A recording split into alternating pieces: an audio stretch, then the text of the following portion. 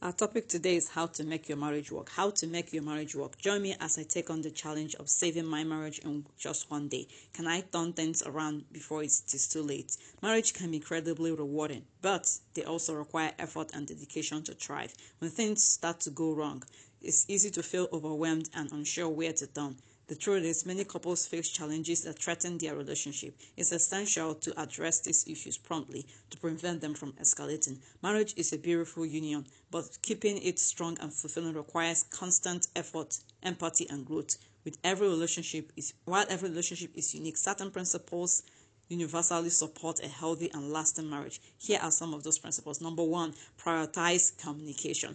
Open, honest, and respectful communication is the cornerstone of strong marriage. Make time to talk regularly, not just about problems, but also about your day, your dreams, and your feelings. Listen to understand and not just respond. Number two, show appreciation. It's easy to take each other for granted over time. Make it a habit of expressing gratitude for small things. Compliments, thank yous, and words of affirmation help your partner feel valued and loved. Number three, embrace conflict constructively. Disagreements are natural, but how you handle them really matters. Avoid blame or name calling. Instead, focus on understanding each other's perspectives and working towards solutions together. Number four, keep the romance alive. Don't let romance fade after the honeymoon phase. Go on dates, surprise each other. Always keep physical intimacy a priority. Small gestures of love go a long way. Now, let's look at some scriptures on marriage.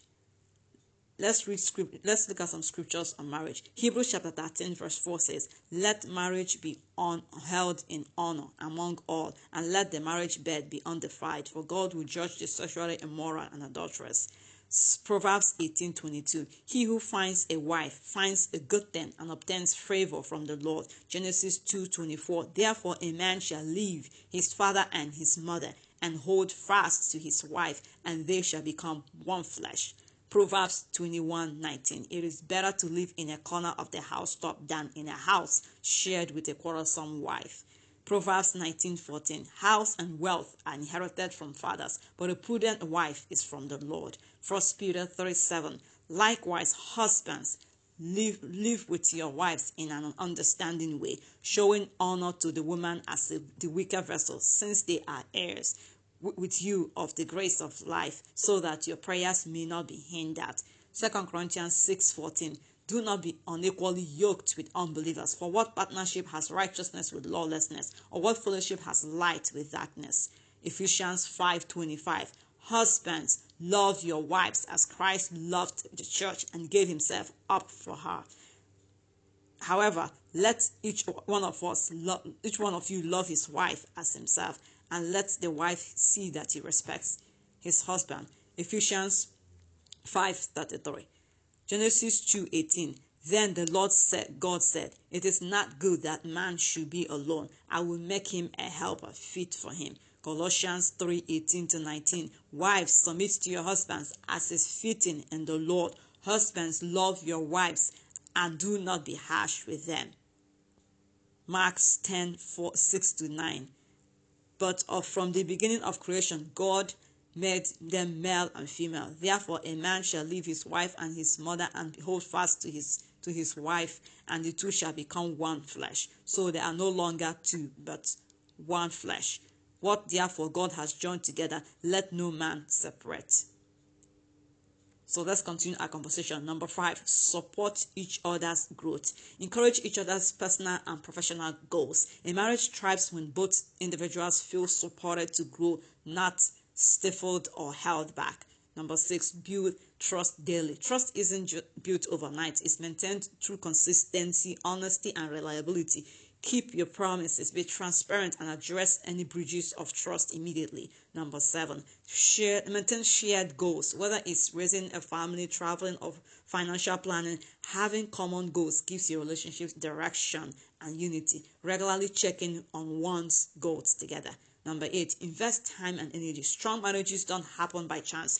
Be intentional about spending quality time together, engaging in shared activities, and continuously learning about each other. Number nine, seek help when needed. There's no shame in asking for help. If challenges feels overwhelming, consider speaking with a counselor or attending a marriage workshop. Seeking guidance shows strength, not failure. In conclusion, successful marriage is a journey, not a destination. With patience, dedication, and love, you can build a partnership that lasts a lifetime. One couple I know was on the brink of divorce, but they decided to take a chance and try a new approach. They committed to spending time together every day, whether it's going for a walk, cooking together, or simply having a conversation. They also made a conscious effort to practice forgiveness and let go of their past resentments. The results were so astonishing. Within weeks, their relationship had transformed and they were reconnecting on a deeper and meaningful level. This story is a powerful reminder that even ever small changes can lead to significant improvements in a marriage. Saving a marriage takes effort.